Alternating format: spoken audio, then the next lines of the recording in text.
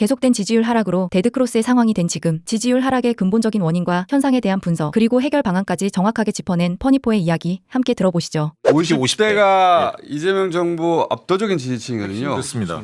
50대가 가장 낙폭이 큽니다. 9%포인트가 빠졌거든요. 50대에서.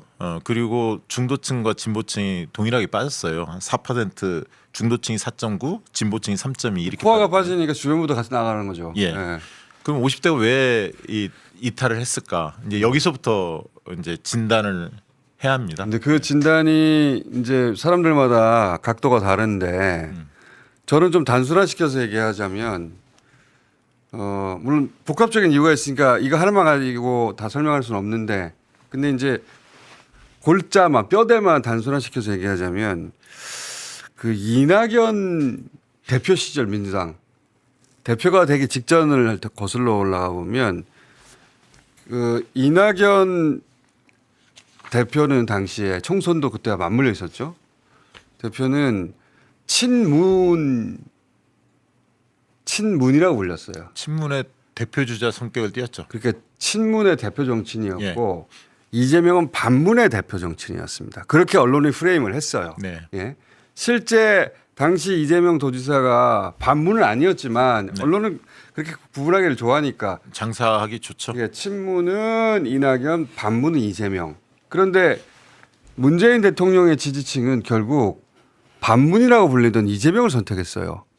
그러니까 문재인 지지층이 곧 이재명 지지층이 된 거예요. 그렇죠. 배신감을 느꼈죠. 이낙연에게. 그렇죠. 그렇게 이낙연 당시 대표가 지지율이 빠지는 속도가 엄청났는데 박근혜 사면. 근데 그건 상상할 수가 없었어요. 왜냐하면 180석 얻었죠. 그리고 잠재 후보군으로 거의 50% 육박하는 지지를 얻었어요. 절대적인 의원들의 지지도 있었고. 그러니까 대선 후보군에 그리고 의원들 당내 의원들도 이낙연계가 압도적이었고 네. 그렇게 도저히 지지율이 빠질 것 같지 않았는데 이제 박근혜 이명하고 사면 얘기 예. 하면서 순식간에 빠져나갔거든요. 순식간에. 예. 믿기지 않을 정도 빨리 빠져나갔는데 이 지지층의 특징이 그거죠. 그 코어 지지층은 자기 정체성을 부정하는 사람들을 바로 버립니다.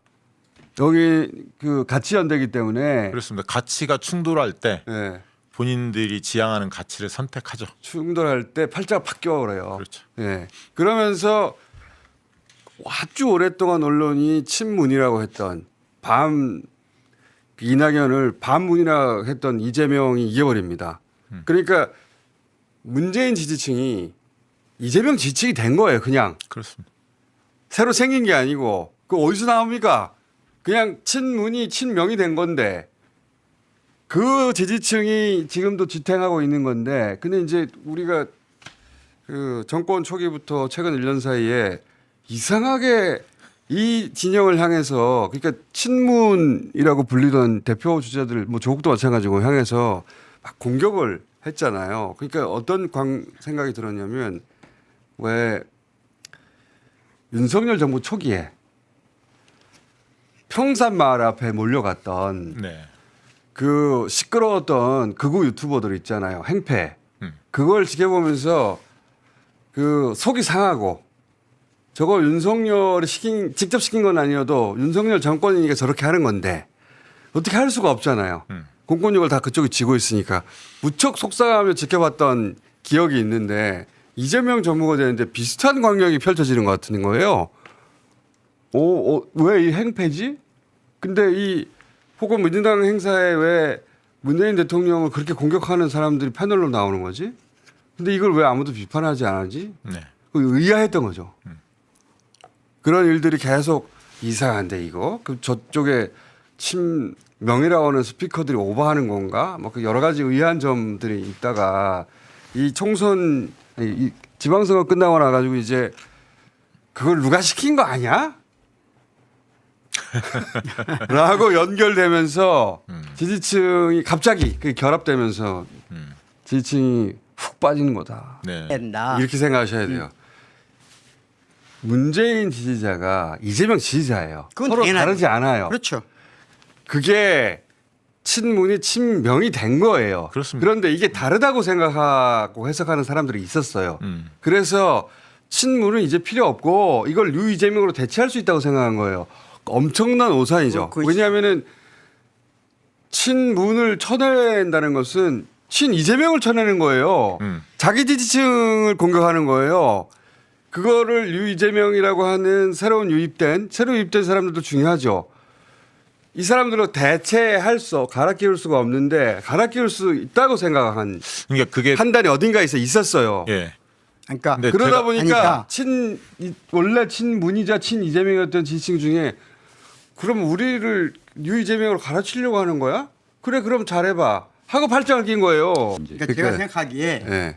코어가 떨어진 건 아니라고 이제 아직은 말씀하셨는데 코어가 네. 여론조사에 직접 반영한 건 아니라고 생각해요. 그러니까 코어가 팔짱 꼈어 이미. 살짝 낀 정도지 떨어져 나간 정도는 등 아니다. 돌린 사람의 그렇죠. 숫자는 그 정도는 다르지. 아니죠. 그 정도는 그렇죠. 아니다. 근데 이걸 두면 팔짱을 끼고 있다가 등을 돌린다는 네. 거예요. 이낙연을 처음에 밀어 올린 것도 코어였는데 근데 냉정하게 버린 거는 호남에 그렇죠. 50대 코어가. 코어가 버린 거였죠. 아니 그러니까- 그건 위험한 순간이고 그렇죠. 그렇지. 거기로 가고 있다는 거죠. 거기는 위험한 순간이고 아직 거기가 팔짱 끼고 있긴 하지만 근데 그 거기가 속도가 엄청나기 때문에 이 진영에서의 그 전파 속도는 며칠 안 됐는데 이렇게 됐잖아요. 그래서 더보다 더 근본적인 것은 내가 대체되나? 이런 거예요. 나 지금 이재명 정부 나는 DJ를 지지했고 나는 노무현을 지지했고 나는 문재인을 지지했고 나는 이재명을 지지했고 이렇게 이어져 온 지지층의 역사가 있어 코어 지지층은. 그런데 갑자기 내가 그럼 문재인 지지했던 건 잘못됐다는 거야? 그 사람들한테 지금 반명이라고 그렇지. 손가락질하는 사람들이 내가 있어. 문재인 지지했다가 이재명 지지한 사람인데 그런데 그 사람을 지금 문재인 지지했던 건 잘못된 거야? 라고 잘라내니까 그리고 그걸 류이재명으로 대체하는 거야? 그럼 나 대체되는 거야? 그러니까 지금 이런 거예요. 공장장이 이야기한 이 부분이 단순한 시키자면 이런 말이에요. 이 포인트가 하나고 또 한 가지 포인트는 지금 박규영 교수가 이야기한 대로 그 위에 이게 벌어지는 거예요. 하나는 그 또 위에. 하나는 뭐냐면 두 가지 왼쪽 날개 오른쪽 날개를 다 사용해야 하는데 왼쪽 날개는 사회개혁, 검찰개혁 등 이런 가치의 문제, 정체성의 문제고 오른쪽 날개는 민생경제의 성과. 근데 이제 오른쪽 날개는 대통령이 너무나 잘 사용하고 있는데 왼쪽 날개를 같이 사용을 해야 하는데 이 부분에 대한 의문점이 찍혀 있는 데다가 총수 공장장이 이야기했던 지지층 간의 갈등. 지금 지지율이 빠지는 건 제가 말한 그 대목입니다.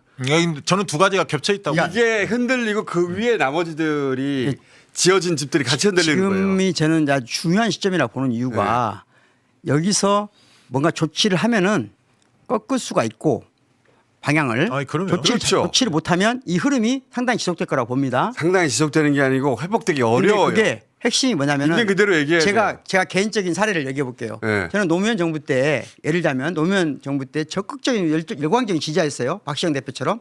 그런데 어느 순간 첫 번째 대연정, 그 다음에 이라크 파병, 한미 FTA. 마음이 차갑게 식었죠. 자, 그때. 아니 이 세 가지만 가지고는 네. 제가 식지는 않았어요. 왜냐하면 그건 머릿속으로 생각해 보면 아 그래 대연정 제안할 수 있지. 나가 좀 받아들이기 어렵지만 그래 한미 FTA 내가 보기에는 조금 아직 서둘러서 안 되는데 하면 오케이 그건 정책적인 거잖아요. 대통령의 진정성을 믿었죠. 믿었잖아요. 예. 그런데 어떤 건 받아들이기 어려웠냐면 대북 송금 특검 받아들일 때는 정서적으로 그렇게 소송받는 아, 느낌이었어요. 그렇지. 그건 다른 얘기예요. 그게 그러니까 지금 친문을 부정하고 뉴 이재명을 말하는 것처럼 이재일을 부정하는 이재일을 부정하고 뉴 그렇지. 지금 그 얘기 노무현을 하는 말하는 거예요. 말하자면 그때 저는 제가 한겨레신문 칼럼 쓰고 있는데 그때 내가 완전히 식어버리더라고요. 식었고 차가워지더라고요. 근데 다른 것은 안 그렇게까지 차가워지지 근데 않았거든요. 그게 트리거가 된 거고 지금 그게 이제 친문은 나가고 뉴 이재명 들어오라는 거 똑같은 거예요. 그거 위에 FTA가 예를 들면 검찰 개혁인 거예요. 그렇죠. 집 기초가 그렇게 흔들리는 거예요. 기초가 튼튼하면은 다 소화할 수 있어요. 결국은 그러니까 기초가 흔들리는 게 이게 무섭다는 거지. 핵심 코어 지지층의 정서적 연대를 깨트리면 모든 권력이 위험한 겁니다. 그 우리 홍상 기자님은 그 기초가 흔들리고 있는 거예요 지금 눈빛이 아니, 흔들리는 지금- 거예요. 아니, 지금 여기 계신 분들이 다 어려운 말만 써갖고 따라하기가 힘든데. 아니 그래서 아니야 그래 잠깐만. 네 말씀하세요. 예. 그냥 저는 그러니까 잘 모르니까 저는 어쨌든 코어 지지층이잖아요. 그렇죠. 이재명 대통령의. 누가 뭐래도 코어 지지층이야. 우리 코어 나보고 왜 지지층이지. 반명이라고 하는지 모르겠는데 그 사람도 그렇게 말하라고 해. 그러니까 나도 왜 의도가 반명이라고 있으니까 하는지 모르겠는데. 의도가 있으니까 그렇게 부르니까. 네. 근데 제가 흔들리고 있거든요. 아주 많이 흔들리고 있거든. 왜냐? 이재명 대통령이 우리 편인 줄 알았는데 우리를 위해서 정책을 쓸 줄 알았는데 지금 보니까 아닌 것 같다. 이 의심을 해결해 줘야 자본과 기득권에 오히려 더 붙어 있는 정책을 쓰고 있지 않느냐. 나는 그렇게까지 생각하진 않지만 여하간 저는 그렇게 생각했어요. 그래서 흔들리고 지지층이 있어. 흔들리는 거야 한마디로. 나는 네. 우리 편이 아닌 것 같아. 홍사훈 기자님이 이 흔들리는 정서를 솔직하게 표현해 주는 게 굉장히 중요하다고 생각해요. 네. 물론 저는 안 흔들립니다. 그런데 한 가지 제가 가져온 게 있는데 이 대목에 뭐- 박경영 교수가 나하고 생각이 똑같아. 여기 한번 모든 아니 저도 어떻게 생각하냐면 이거예요. 청와대가 청와대라고 말할게 그냥 청와대가 원인 분석을 정확하게 하고 그리고 바르게 대응하면 지지율 올라가죠. 해결할 수 있습니다. 네, 그렇습니다. 그런데 네. 이 원인을 똑바로 보지 않고 그렇죠. 다른 대응을 하잖아요. 그러면 이낙연 때를 생각해보고 혹은 노무현 때 지지율 빠지는 걸 생각해보면 맞아요. 네. 한 번 빠진 지지율은 코어 지지층이 빠지면 안 돌아와요. 그게 무서운 거예요. 그러면 2년 후에 총선을 누구하고 싸워서 이겨요? 대선은 누구하고 싸워서 이기고? 그러니까 외연 확장하려면 그 정치가 결국 우리 편을 하나씩 확보해 가는 과정이잖아요. 늘려가야 하잖아요. 근데 내부가 동요하고 있는데 이 내부 문제를 등한시하면 외연 확장이 안 되죠. 그리고 저는 그 저는 생각을 돌아올 수 해요. 있다고 생각해요. 당연히. 대통령이 지금 굉장히 답답해 하실 것 같아요. 왜 그러지? 내가 이렇게 선의로 여러 가지 의미 있는 행보들을 하고 있는데 성과도 내고 있고 왜 지지율이 빠지고 지지층이 왜 내부에 이렇게 싸우지? 굉장히 대통령 입장에서는 굉장히 답답할 텐데 핵심 지지층도 대통령님 못지않게 좀 답답한 상황이라는 거예요. 그러니까 이 정치인만 소통이 돼야 돼요. 생각해 보면 그 선거 앞두고 정치인들이 참잖아요. 여러 가지 하고 싶은 말이 있어도 지지자들도 선거 때는 참습니다. 근데 선거 결과가 100%가 아니었어요. 하지만 이것도 잘 해석하고 대응하면 넘어갈 수 있었어요. 근데 그 대응 과정에서 코어 지지층이 와라락 흔들리게 된 겁니다. 지금 선거 이후에 선거 전에도 공격받았어요. 홍사훈 선배 뭐 열렬한 이재명 지지자였고 그 전에도 그랬습니다. 저희들도 뭐 DJ 노무현 여기 있는 사람 다 반명 아니야? 근데 반명으로 불려 전부 다. DJ 노무현 진짜 어처구니가 없지. 그러니까요. 아니 진짜 어처구니가 없는데 여기 근데 있는 사람 다 반명이야. 반명이라고 나는 그렇다죠. 유시민 작가까지 그런데 아니, 그러니까. 진짜 어처구니가 없는 근데 거야. 공격 당하는 정신이 사람들이 있는 거야 없는 거야 도대체. 정신이 없다고 보지. 공격 우리가 이해가 안 가지고 자 우리는. 공격 당하는 사람들이 누구한테 공격 당하냐면은 이재명 지지자들한테 공격 당한다고. 아니지. 뉴 이재명한테 공격당하는 자. 거야. 이재명 그렇게 헷갈리게 용어를 쓰면 안 돼. 정확하게 구분해. 여기 있는 사람 전부를 반명이라고 공격하는 사람들은 뉴 이재명을 자처하는 사람들이에요. 그러니까 여기 있는 사람들을 다 뉴 이재명으로 대체할 수 있다고 생각한 거죠. 자 지금까지는 봐줬어. 지금까지는 괜찮아. 그 생각이 있겠지. 이렇게 하다가 이 하나하나 나오는 것까지 이제 상처를 받는 거야. 그러니까 바탕이 흔들리니까 그 위에서 해석을 하잖아. 이게 코어 지지가 단단하면은 여러 가지 해석을 해줘요. 긍정적으로. 저는 사실 지금 총수 이야기한 것 중에 저도 너무나 가슴이 아픈 게 다른 분들도 다른 분들이지만 문재인 전 대통령은 전직 대통령이잖아요. 근데 이 부분에 대해서 조롱과 멸시가 나오는데 너무 큰 모욕. 민주당의 의원들 중에서 제대로 이 부분에 대한 나서는 분들, 비판하는 분들이 별로 없어요.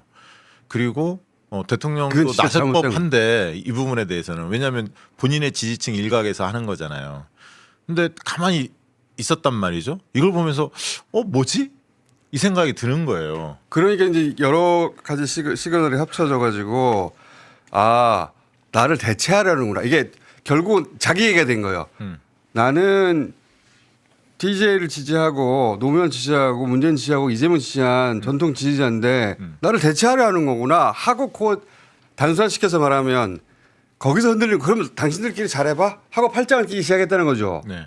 이 팔짱을 풀도록 만들어야 돼요. 원인을. 아니 사실 솔직히 한 2, 3년 동안 그 정권 빼앗긴 다음에 문재인 정권에서 윤석열 정권 넘어가면서 한 3년 동안 문재인 대통령에 대한 평가, 문재인 정부에 대한 평가는 굉장히 냉철하게 사람들이 지지자들이 했거든요. 잘한 점, 부족한 점, 뭐 비판받아야 할 점 이런 것들을 충분히 이야기가 돼서 많은 분들이 알고 있거든. 그런데 그런 어떤 상황 토대에 의해서 평가하면 되는데 갑자기 조롱과 멸시를 한단 말이야. 그거 다 똑같은 얘기잖아. 그러니까 아니 제가 그러니까 너무 열받는 거야. 그러니까 문재인을 조롱과 멸시하면 문재인을 지지한 사람을 조롱과 멸시한 것이 되고 나는 문재인을 지지하고 이재명을 지지했는데 그럼 나는 필요 없어?